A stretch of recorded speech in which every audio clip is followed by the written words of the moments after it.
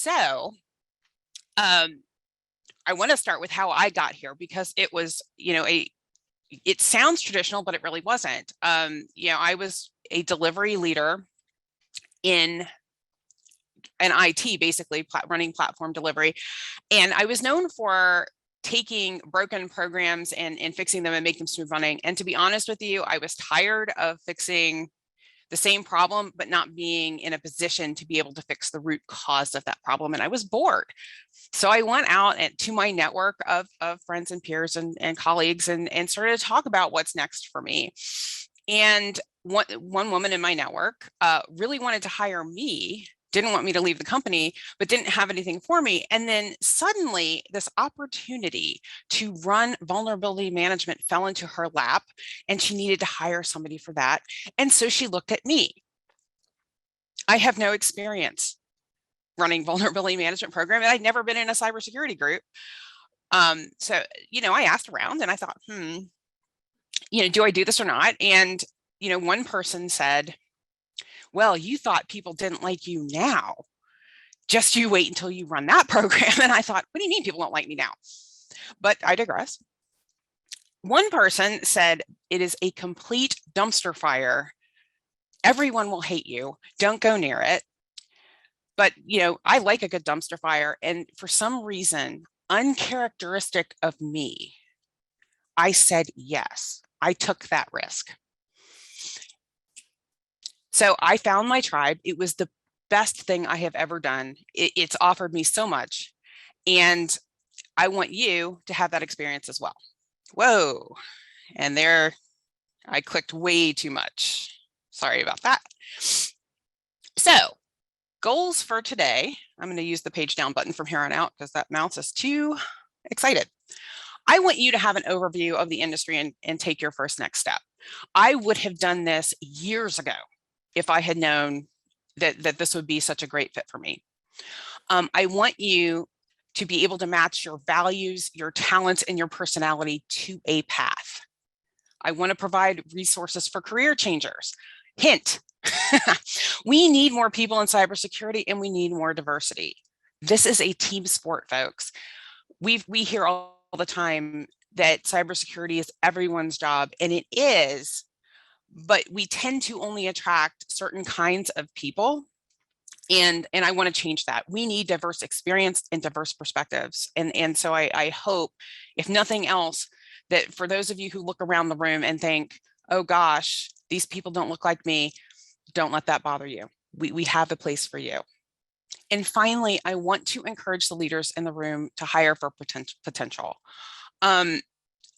I personally don't believe that we have all that much of a cybersecurity resource shortage. I think we have really poor hiring practices. And every time we exclude somebody because they don't have some perfectly trainable technical skill, we're shortchanging that person and we're shortchanging ourselves. I encourage you to look at the hiring practices in your own organization and help us all do better. So there's my gauntlet. I'm throwing it down. So you may have already asked this question in your mind.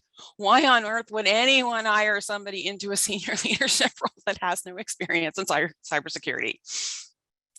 Well, as it turns out, running a product and a platform, you do start to get some of that experience. I ran and I was successful at it. Program management turned out to be the thing that twice failed initiative needed. And I ran one of the largest vulnerability management and application security programs in the world. But here's the other thing, is that I built a successful program around a diverse cast of people. My group sounded like the entry of a bad joke. I had a Christian, a Muslim, a Hindu, a white woman, LGBTQ, old, young. I had it all. And this position put me in a place where I could provide opportunities for lots of people. And by the way, most of these people also did not come from a cybersecurity background. So why me and why them? Well, as it turns out, cybersecurity is everyone's job, and I and they had a lot of information security experience in our previous roles. So I was responsible for doing business impact analysis and disaster recovery. I was responsible for the application security and security architecture and vulnerability management on my platform. And as I said, leadership, program management, customer service skills, because dealing with a lot of people, my relationships in the company mattered. All of the things that I brought to the table turned out to be as important as the technical skills. And for the people that I hired and for the people that I see in our community, they're curious, they're problem solving, they're still starting, they're humble. And I probably should have put that first. This is a big industry, and anybody that tells you that they know everything, or, you know, we do have a bit of overconfidence sometimes. We don't know everything, and we leverage one another. And that's one of the things I love about this community, is that it really is a community. There are so many people that give back and are helpful, and so many resources, and we'll talk about that in a bit. But, you know, it starts with having some humility and working on a team. And finally, finding your place. I mean, what skills, preferences, personality traits do you have? And where do you match that? And a values match. So I'm going to pause there. We often encounter sensitive things, and we're protecting sensitive data, and our ethical standards need to be top notch. And I can tell you from personal experience, and we can talk about that later in the Slack, not here in public, about how uncomfortable it is to be in an organization where your values don't match theirs. So find that values match, and I'll say, you know, look at your values, look at what they publish, and start there. Okay, so this eye chart started out as my organizing my thoughts to build a security program. And I don't expect you to read it. The reason why I put this on here is because each one of these colors and each one of these boxes represents a domain in cybersecurity that you might be an expert in, or become an expert in, or a place to start. I put this on here as a visual for quantity, not necessarily for you to read it. And I want to point out that in the center of that, it says security program. But really what that is, and what we are all doing, is managing risk. So be thinking about that. Every one of these things is about managing and mitigating risk. And there is a specialty of risk management. So there can't be a lot of risk without threats. And I've made a list here, which you can read. But it's interesting that oftentimes when we think about cybersecurity risk, what we're thinking about is hackers and people breaking in. But I just was a part of an incident, poor architecture and design, in which the business and the development group accidentally built in account takeover. Whoops. So, you know, risk can be intentional, they can be non-intentional, and the goal of the risk manager is to identify those risks and help the organization figure out what to do about it. So that could involve business impact analysis, which is, you know, how important are these things, and if one of these threats materializes, what happens? What's important, what's not? Business continuity, that would be when, you know, one of these threats materializes, and how do we continue to run the business? And then disaster recovery, one of these things happens, how do we recover the business? So the kinds of people that risk management tends to attract are people who are methodical thinkers. They're good at documentation, they're good at customer service. They have imagination, because a lot of times people in these groups often have to design tabletops, and you need to be able to think about, you know, if this happens, what happens to my organization? And I talk about it as business, but it could be government, it could be nonprofit, it could be anything. Lots of places that do risk management, and that might be a good place for you. And it's not a bad place to start either as an analyst, because that's one of those places that you can bring your skills that you develop somewhere else.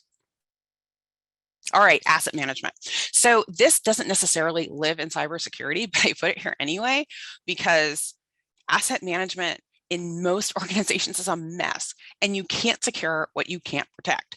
So I put it here because it's important, and maybe it lives in cybersecurity, or maybe it lives in IT, and this is your jumping off point to get in. So asset management, in my mind, involves the baselines, the security baselines, and the patching of the server assets, not just knowing where stuff is, but it's also about determining risk and value. Data loss prevention could live here as well. And this attracts people who like to bring order and to chaos operations, because it doesn't happen just once. I know organizations think they can just do an inventory every year and they're done, but it doesn't really work that way. They like cycles.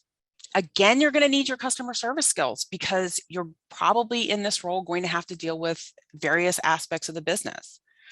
And of course, analyzing problems. All right, compliance and audit.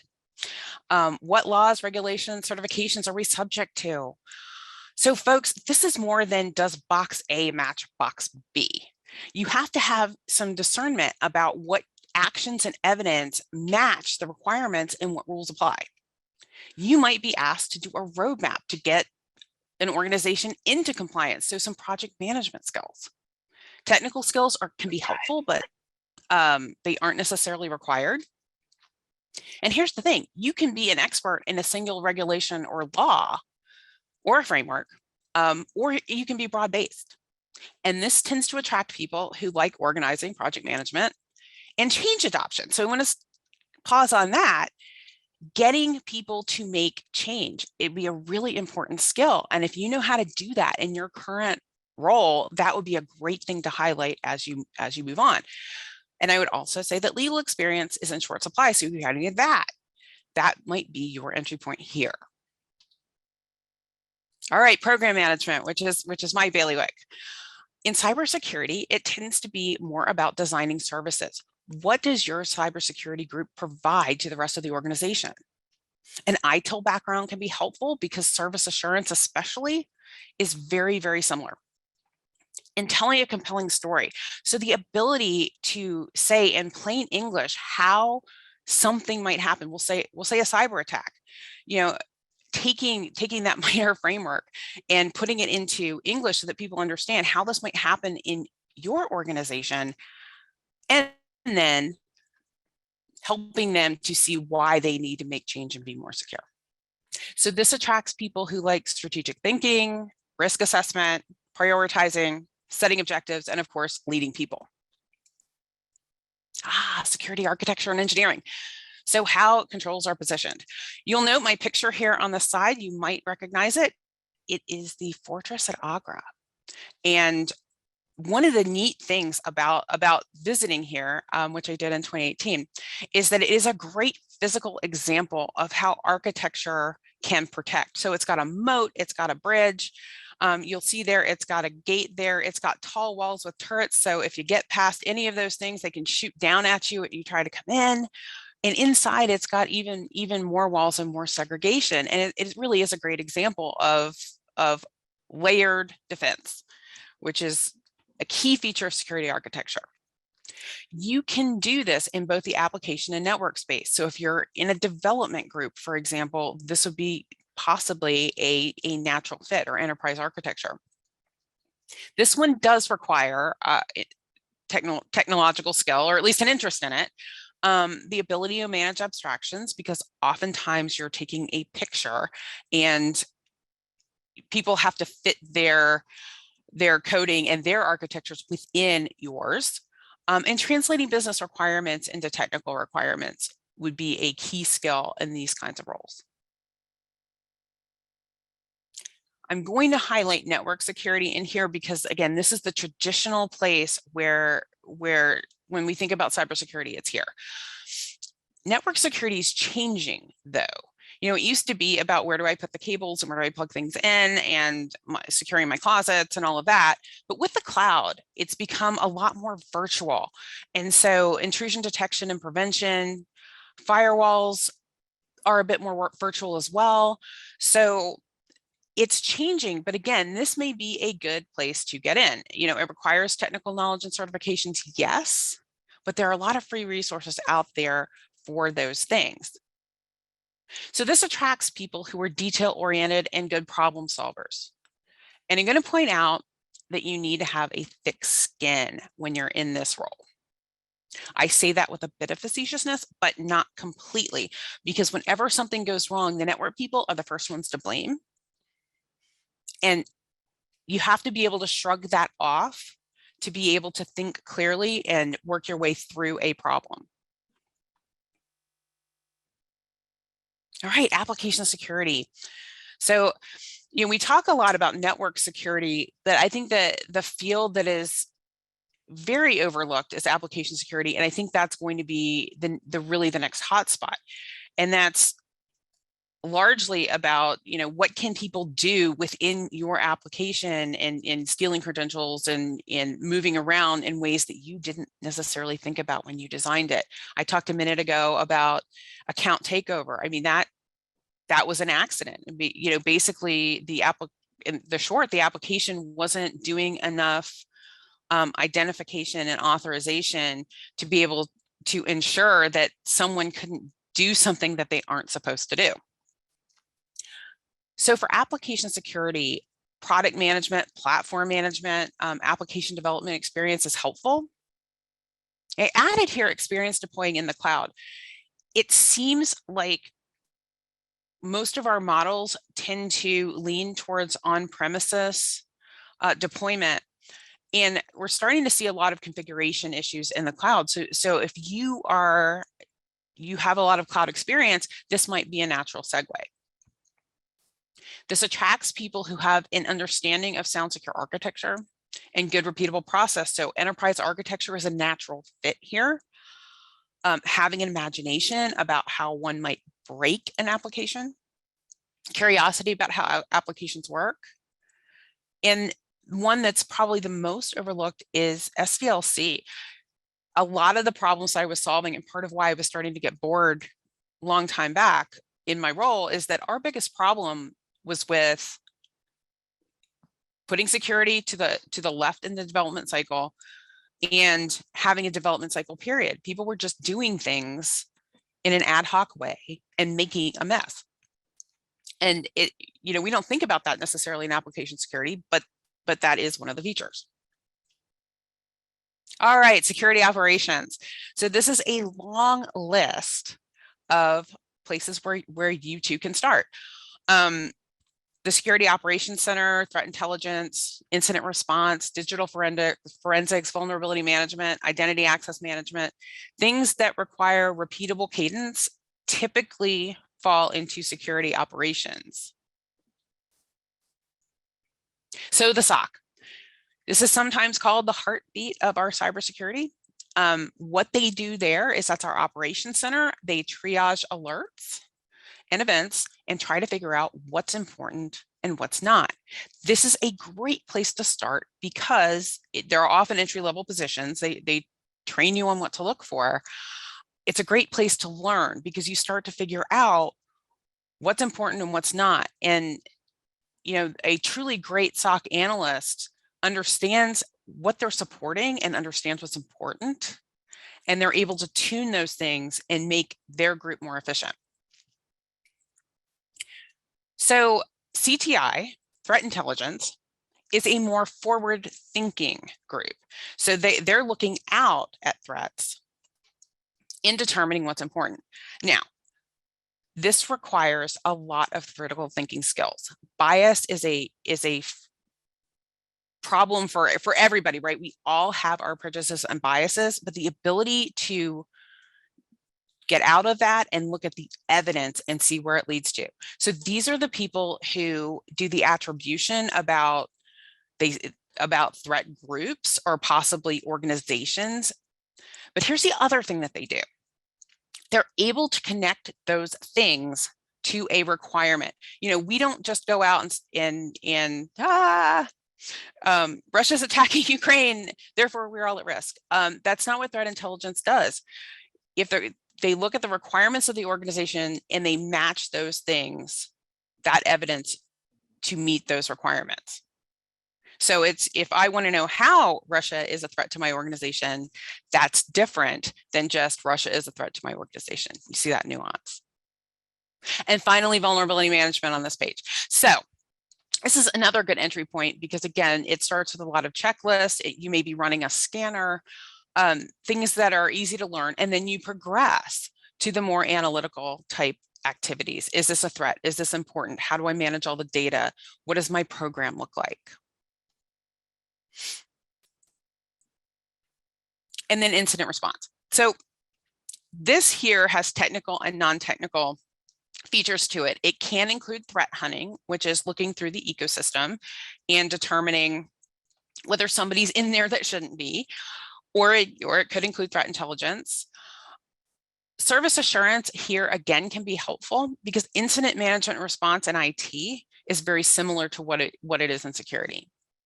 So again, this attracts people who enjoy critical and methodical thinking, because again, checklists, run books, and so on need to be published as you get more experience and get more mature.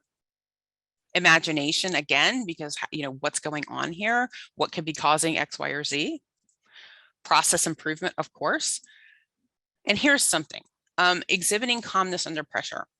I worked with a guy who was a head of security operations, and he was great, good at process, good at imagination, methodical thinking. He was hysterical on calls. And you can't be screeching at people on an incident management call. It raises everybody's blood pressure, and then nobody can think. And it becomes very hard for people to methodically do a job. And also when he's hysterical, he's not able to effectively run the call. And it ended up that he moved on to do more of a process kind of a role than a security than an incident management kind of a role. But if you are somebody who is really good at staying calm and reacting to a crisis and being able to work through a problem, this might be a great space for you. And identity and access management. So this used to require a lot of technical skill, but now with a lot of the modern tools which pull out the access and authorization for you, you may not need those. Now, what's interesting is that these days, there's a bit of a network security flavor in this because everything in the cloud is identity and policy. So this suddenly requires, again, more than does box A match box B, but a bit of imagination about what can I do and where can I go from here? So this attracts people who can see patterns and solve puzzles. And if that's you, this might be a good place for you to start. So other specializations, Internet of Things. We've got a bunch of stuff in our houses that need security.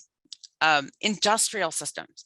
So Rob M. Lee, who is an instructor here at SANS, he owns a company called Dragos or founded a company called Dragos. They tend to hire people for who they are, and they're happy to train on the industrial systems that they support because there's so few people who have any expertise in this. So if industrial systems interest you in manufacturing and critical infrastructure, study up on that. Great opportunities there. In data engineering. So as we get better at collecting data and logging data and so on, now we have a bunch of disparate data that we have to do something with. And then there's AI and machine learning in there because, again, there may be more data and information than human brains can manage. And these are great opportunities if you have an interest in either of those two things, or maybe you're in a large data space doing something else. This would be a good place to enter in. So how do I get in and where do I start, right? So largely we talk about what are my values. I think I talked about that earlier. Finding companies with those values, matching that up, ask your friends. What kind of a culture do I like? So I have some pictures here. A dumpster fire is for me. But if you like a good dumpster fire, find yourself an immature organization that needs maturing. Now, again, you want to find a dumpster fire and put it out. You don't just want to keep it a dumpster fire. But if you like smooth sailing, then maybe a more mature organization is for you, somebody who's got some repeatable process. If you like details, doing some of the more detailed work like a SOC analyst or vulnerability management or forensics. Project management, there's always a place for you. Security operations, we have to process and improve as well as in compliance. Putting together the pieces of the puzzle could be almost anywhere in security. And then IAM, and of course I mentioned big data. But again, think about what your temperament is and the kinds of things that you like to do. But here's what I'm also going to say. If you don't know, start somewhere. It's experience. It's all experience. There's no harm in trying. Ooh. And I said I wasn't going to touch that scroll bar, and I did. Okay, so training and reading. Again, I put together a fairly generic list here. Use these things to jump off at you. You'll have access to them after the presentation. I do want to point out a couple of them. We've got SANS.org, our hosts here, and we know that they provide world-class training. And honestly, I would not be where I am today if I didn't take their training. They also have a reading room. They do webinars every day, sometimes multiples of them, newsletters. Definitely leverage that as a resource. LinkedIn Learning, most of their cybersecurity classes are in the paid version, but here's the thing. In major cities, most of your local libraries will get you access to that for free with your library card. And finally, down here a little bit, I've got ISC2. They are doing a new entry-level cert. I believe it's in the evaluation phase. I bet you that's going to be a good one, and it would be smart. I would go and be a part of that evaluation. And finally, networking and industry groups. Oh, again, a long list, a fairly generic group. Use it to jump off. I do want to point out a couple. Twitter is at the top because that is where a lot of security people tend to hang out, I think even more than LinkedIn. LinkedIn, of course, for anybody who's looking for a job, I think that's, table stakes. And I want to point out Meetup, because a lot of your local security groups are going to post their things on Meetup, and it may be a good way to meet people. So connect with people, find a mentor. I think that's probably the best advice I can give you about starting. You'll get ideas, you'll get support, and possibly your next job. So with that, I want to wrap up. Thank you all for listening. I will be obviously in the Slack, and feel free to ask questions, and I'll hang out with you over there.